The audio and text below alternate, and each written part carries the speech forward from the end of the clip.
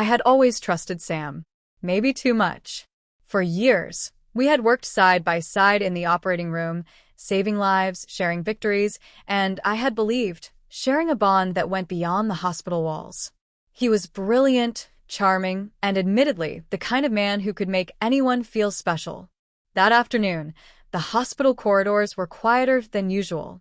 I had just finished a long morning in surgery, my scrubs damp from sweat, and my hands still scented faintly of antiseptic. I glanced down at his phone, innocently forgotten on the nurse's station. It pinged. I didn't mean to look, but the screen lit up with a message from Chloe. The supply closet at 2 p.m.?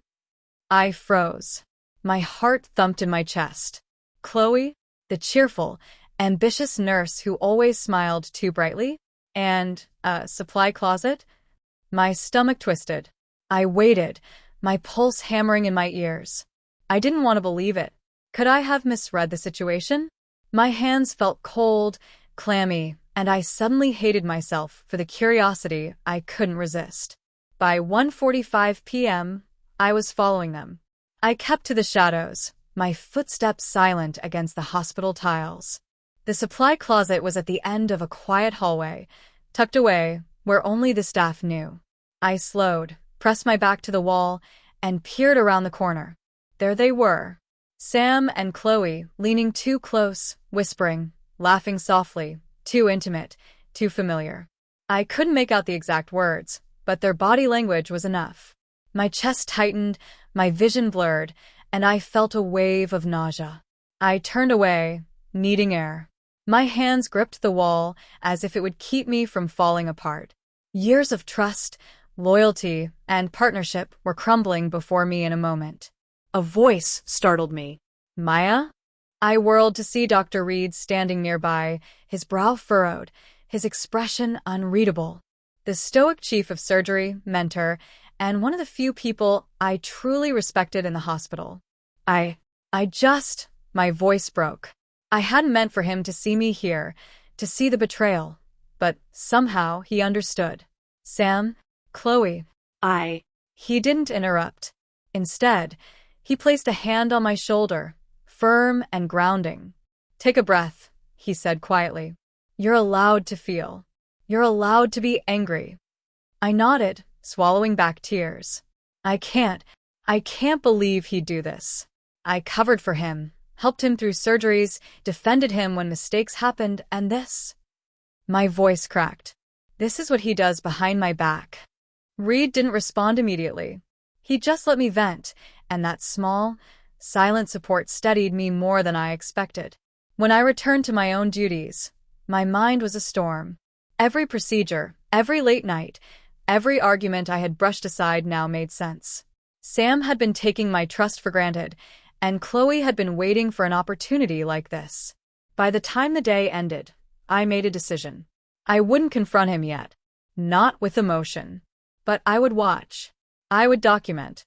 And most importantly, I would stop covering for him. If his arrogance and betrayal had blinded him to his own mistakes, then the universe would catch up. I walked out of the hospital that evening, exhausted, broken, but strangely determined. Sam had underestimated me for years. He had assumed loyalty would blind me forever. He had no idea that this betrayal had just lit a fire I couldn't put out. And I realized for the first time that my life, my career, my choices, and my heart didn't have to revolve around him. I was Dr. Maya, heart surgeon, and I was just getting started. The next morning, the hospital felt different. Everything smelled the same. Antiseptic, coffee, the faint iron tang of blood, but the air seemed heavier, charged. I arrived early, scrubs crisp, hair pulled back, and a resolve simmering just beneath the surface. I wasn't sure if it was anger, betrayal, or clarity that propelled me forward, but it was enough to make me feel alive. Sam was already in the operating theater, chatting casually with the residents, his charm in full swing. He glanced at me and smiled. That same easy, confident smile that had once melted my heart. But this time it didn't. Instead, I noticed details I had ignored before. A hand slightly trembling as he adjusted his gloves, a flicker of impatience when a resident asked a question, a subtle hesitation in his voice. I stayed quiet during the morning rounds, observing, waiting. He didn't notice, or maybe he assumed I still had blind trust in him. Either way, the cracks were already forming. Later, during a complex procedure, I couldn't ignore it. Sam missed a subtle arrhythmia on the monitor, something I would have caught instantly. My heart raced, not from adrenaline, but from the realization that covering for him would no longer be an option. I took over quietly, adjusting the instruments, correcting the sequence without alerting the attending residents. The surgery continued smoothly, but I felt a fire growing inside me. Afterwards, in the empty hallway, I confronted him. "Sam, did you miss the arrhythmia?" My voice was calm, but my eyes were sharp. He waved it off, chuckling nervously. "It was minor. Nothing to worry about. You're overreacting." I didn't argue. I simply nodded, my hand brushing the chart I held. "I'll make sure it's addressed next time." The words were soft, almost innocuous, but they carried a weight he didn't anticipate. Accountability. By lunch, whispers had started circulating among the surgical staff. Sam's mistakes were no longer subtle, and my restraint in covering for him drew attention. Chloe tried to pass me in the hallway, flashing her usual smirk, but I ignored her. There was no satisfaction in confrontation yet. I didn't need to engage with the trivialities of their affair.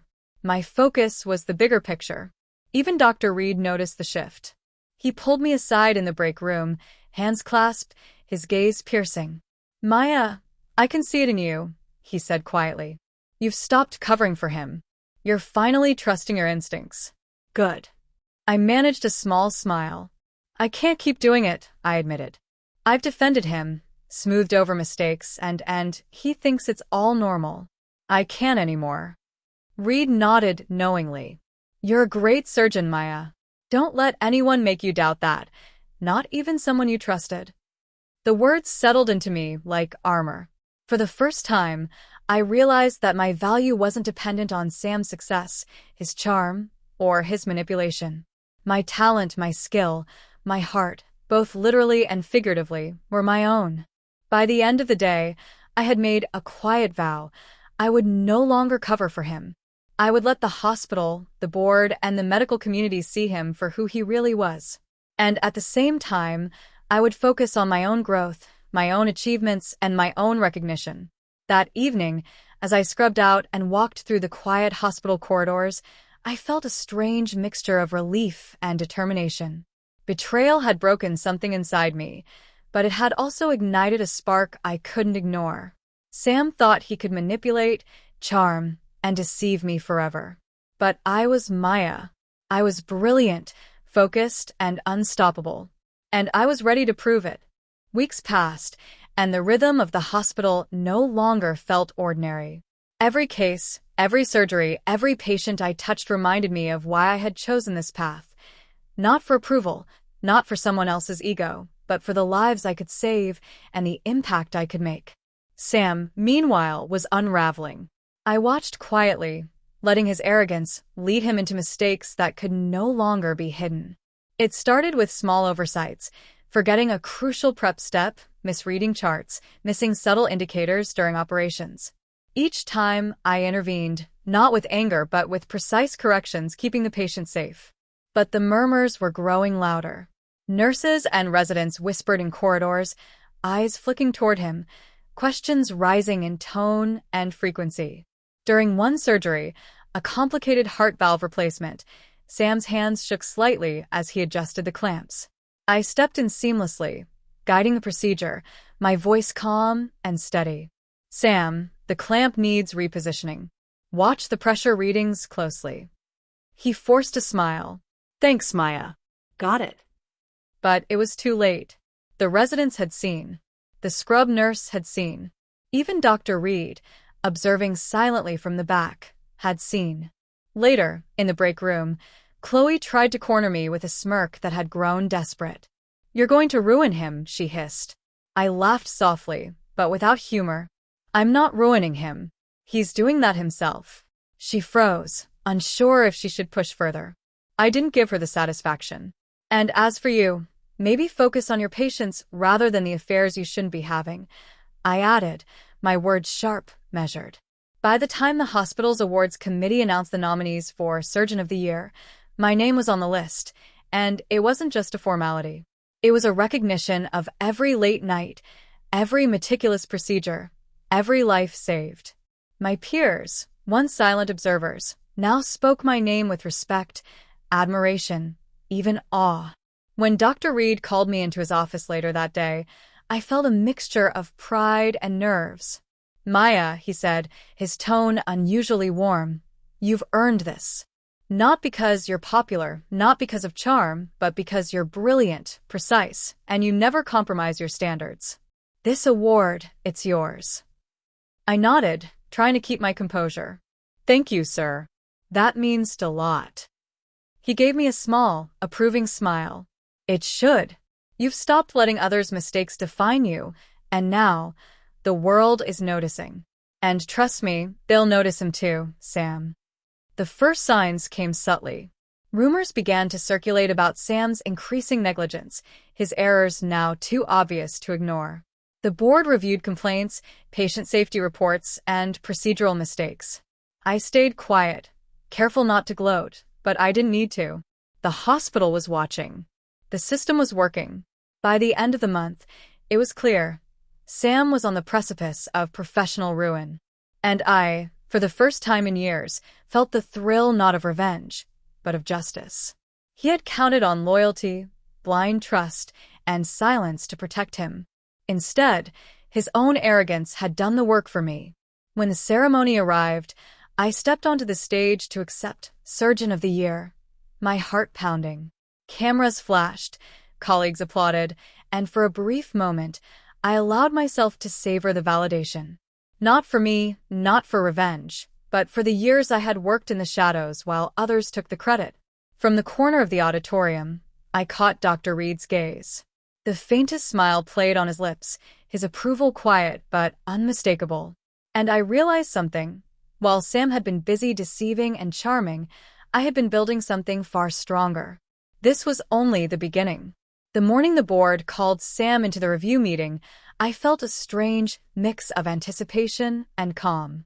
Years of covering for him, excusing his mistakes, and protecting his reputation had ended. Now, the hospital administration, patient complaints, and the undeniable record of his errors would speak for themselves. I watched from a distance as Sam walked into the conference room, confident as ever, his charming smile in place. He probably thought this was another minor reprimand, a slap on the wrist. He had no idea how far the ripple of his arrogance had spread. When the news came later that day, that Sam's license was being suspended pending review, and that his credibility had been irreparably damaged, I didn't feel joy. Not exactly. It was relief. Relief that I could finally work without covering for someone else's incompetence. Relief that patients' lives would no longer be jeopardized by his arrogance. Dr. Reid found me later in the hallway, his expression unreadable as usual, but his eyes carried a weight of approval I had never seen in him directed at anyone. "You handled that well," he said quietly, almost a whisper. I turned to face him, surprised. "Handled what?" I asked, brushing a loose strand of hair behind my ear. "Sam's downfall," he said. His voice was calm, steady, but I felt the undercurrent of pride. "You didn't celebrate. You didn't gloat. You just stayed professional. That says more about you than any award ever could." I felt heat creep up my neck. "It wasn't about me," I said softly, though I knew he would see through the lie. "It was about patients. It's always been about the patients." He studied me for a long moment. "Yes, it has. And that's why you're brilliant. That's why they gave you Surgeon of the Year."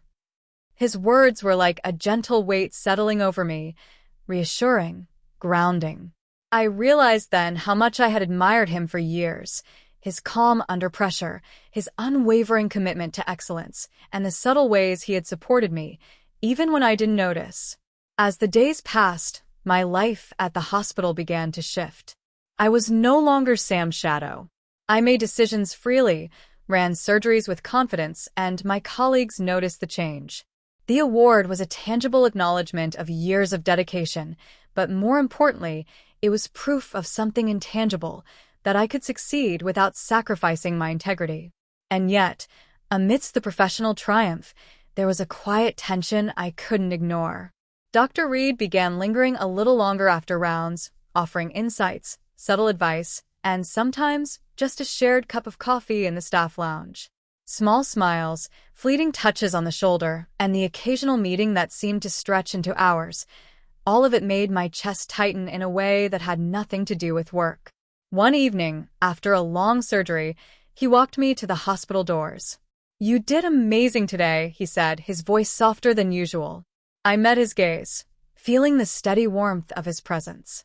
"We did," I corrected, though it wasn't entirely true. He hadn't scrubbed in. But the shared victories, the unspoken understanding, made the word feel right. He hesitated just for a moment and then added, "You're incredible, Maya." "I've always known that." I blinked, caught off guard. "You always knew?" I asked. He nodded slightly, that stoic mask softening just enough to let me see it. "Yes.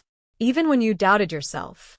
For the first time in weeks, I allowed myself to feel something other than anger, disappointment, or exhaustion. A warmth spread through me, quiet but undeniable, as if for the first time, someone truly saw me, not the mistakes I had covered for others, not the betrayals I had endured, but me. And as I walked home that night, the hospital lights fading behind me, I realized that healing wasn't just about the patients.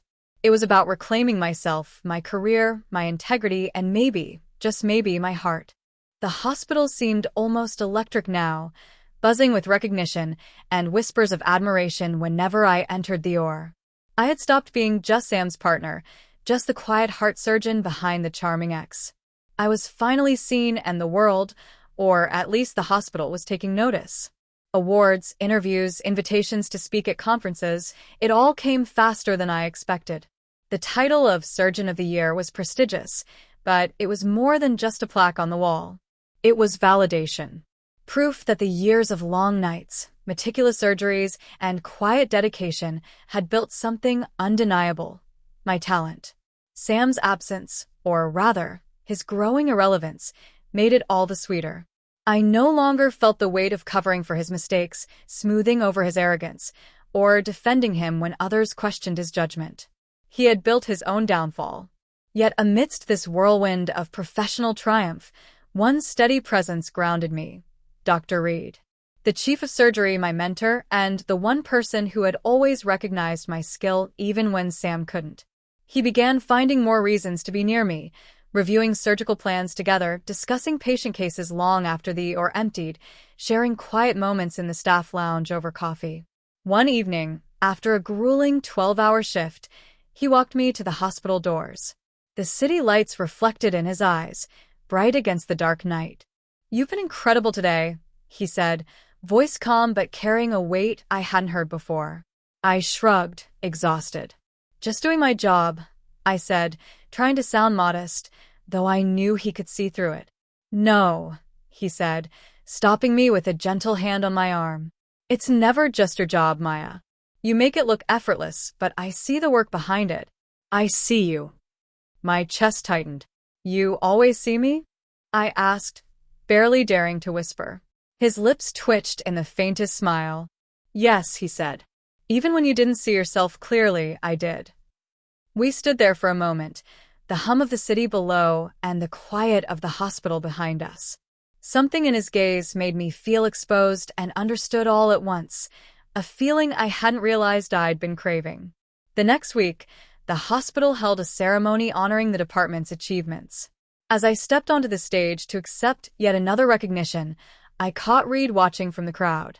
That steady look, unwavering and proud, made me feel like I wasn't just a talented surgeon. I was worthy, not because of anyone else, but because I had earned it, and he had never doubted it. After the ceremony, he found me backstage. "You were amazing," he said quietly. "I'm proud of you, not just for the award, but for standing your ground, for not letting anyone, even Sam, diminish you." I swallowed, my throat tight. "I thank you," I managed. I couldn't have done this without your guidance and support. He stepped a little closer, the space between us charged with something unspoken. You've earned everything, Maya. And don't ever let anyone make you feel otherwise. My pulse quickened. I won't, I whispered, the words carrying more weight than I expected. For the first time, I allowed myself a fleeting thought. Perhaps this storm of betrayal, heartbreak, and professional struggle wasn't just about reclaiming my career. Perhaps it had cleared the path for something else, something quiet, steady, and real. Something I had never dared to admit I wanted. As we lingered in the hallway, the hum of the hospital fading around us, I realized that rising above Sam's betrayal wasn't just about recognition or power. It was about reclaiming myself, and maybe, finally, allowing myself to let someone in. And for the first time in months, I felt a spark of something hopeful, warm, and dangerous in the most wonderful way. By the start of the new month, the hospital corridors felt different, not in the antiseptic smell or the constant hum of machines, but in the subtle shift of respect that followed me wherever I went. Residents greeted me with more than just politeness. Colleagues stopped mid-conversation to seek my input. Patients' families looked at me with admiration and gratitude. I had carved my space, and it was unmistakably mine. Sam, on the other hand, was spiraling. His arrogance, once charming, had become transparent, and the mistakes he tried to brush off were now glaringly obvious. During one particularly tense surgery, a resident almost made a critical error because Sam miscommunicated the sequence. I stepped in, hand steady, voice calm, correcting the procedure with a precision that drew nods of relief from the OR staff. Afterwards, in the quiet of the hallway, Chloe appeared, face tight with anxiety. He's not going to survive this, Maya. Stop, I said, cutting her off. My voice was sharp, cold even. He's responsible for his own mistakes. I am not cleaning up after him anymore. Not emotionally. Not professionally. Chloe's eyes widened, but she didn't argue. She could see that the tide had turned, and that I was no longer the woman she could intimidate or manipulate. It was around that time Dr. Reid began staying later with me in the OR, not just for oversight, but for collaboration. We'd review complex procedures, discussing options and strategies, our conversations flowing easily between technical details and quiet, personal moments. He was always professional, but the unspoken understanding between us grew stronger. One evening, after a grueling 12-hour surgery marathon, he walked me to the hospital exit. The night was crisp, the city lights sparkling through the fog. You handled that case beautifully, he said, breaking the silence. I've never seen anyone move with such precision under pressure. You're incredible. I swallowed, feeling a warmth creep into my chest. I couldn't have done it without you guiding the team, I replied, knowing my voice carried more emotion than I intended. He studied me quietly, his steady gaze making my pulse quicken.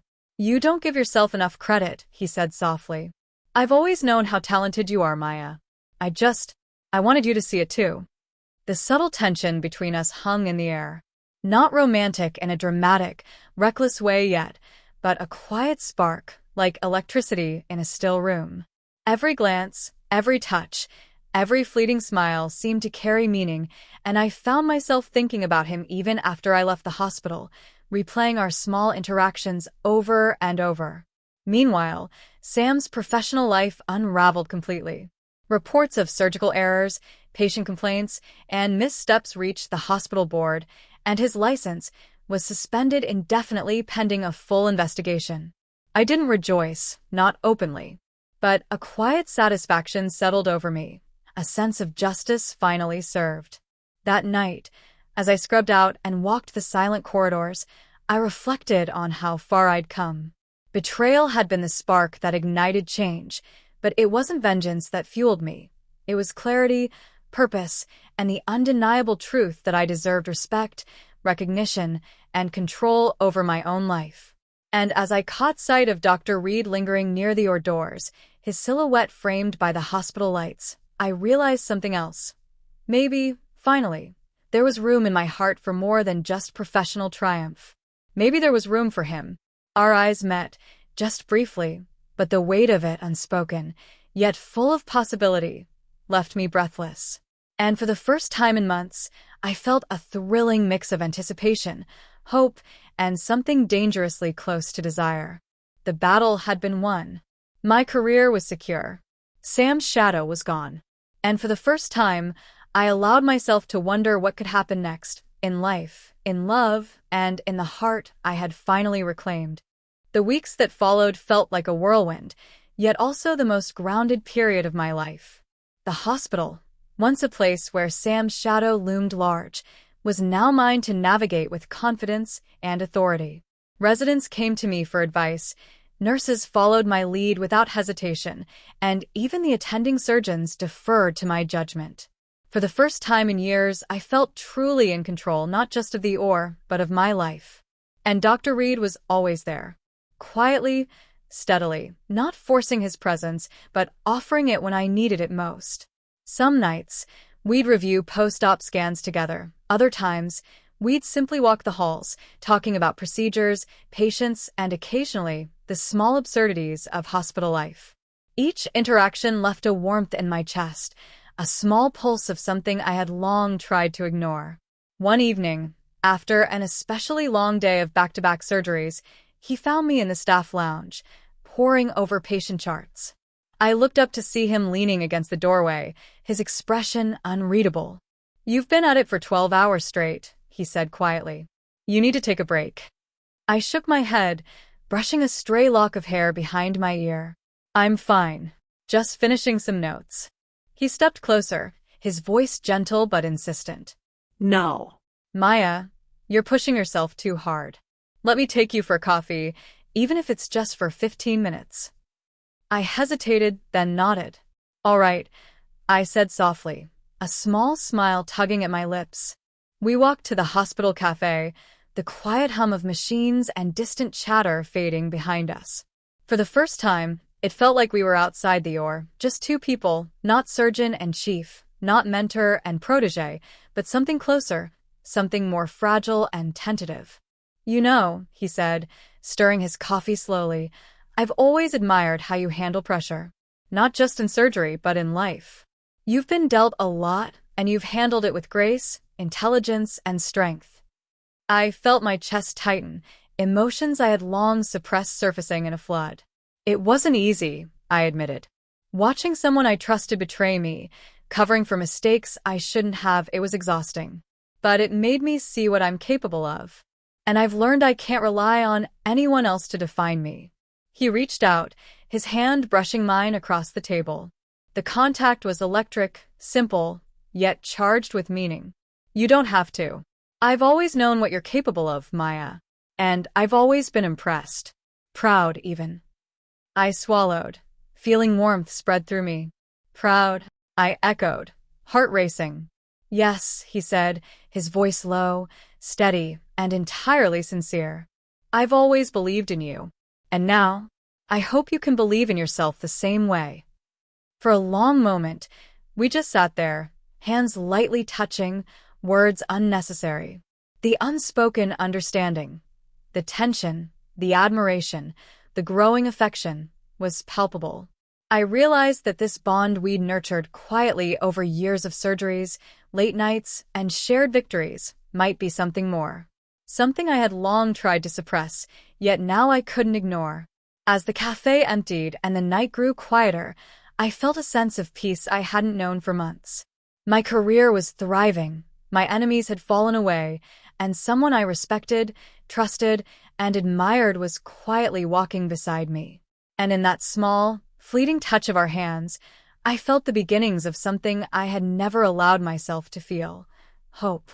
Hope that the heart I'd poured into saving others could finally be open enough to receive love in return. For the first time, I realized that victory wasn't just professional. It could be personal too, and maybe, just maybe, I was ready to let Dr. Reid in. The hospital was quieter than usual that morning, the soft hum of machines and distant footsteps forming a gentle rhythm I had come to love. I walked through the corridors with an ease I hadn't felt in years. Sam's shadow was gone, his mistakes no longer my burden to carry. I had built my career on my own merit and the recognition I'd earned. Surgeon of the Year, countless patient successes, the respect of my peers, was finally mine. And through it all, Dr. Reid had been there. Quietly, unwaveringly, his presence both steady and comforting. He didn't need to impress me with words or gestures. He simply was always beside me, supporting, observing, guiding. I'd grown to trust him implicitly, and in recent weeks, I'd begun to realize that what I felt for him went beyond admiration. After a particularly challenging double bypass surgery, he found me reviewing charts late into the evening. He leaned against the doorway, watching silently. "Long day," he said, his voice gentle. I smiled tiredly. "You could say that again." I leaned back in my chair, stretching my shoulders. But it was worth it. Everyone made it through. That's what matters. He stepped closer until only a foot separated us. "You always make it look worth it," he said softly, eyes meeting mine with an intensity that sent a shiver through me. "Even when it's not easy." I swallowed, suddenly aware of how close he was. I couldn't have done any of this without you," I admitted, my voice barely above a whisper. "You've guided me, challenged me, believed in me, even when I didn't believe in myself." He reached out, fingers brushing a loose strand of hair from my face. The contact was electric, delicate yet deliberate. "Maya," he said, his voice low and steady, "you don't realize how remarkable you are. How much you've accomplished, how much strength you've shown. I've always admired you, always." My heart raced.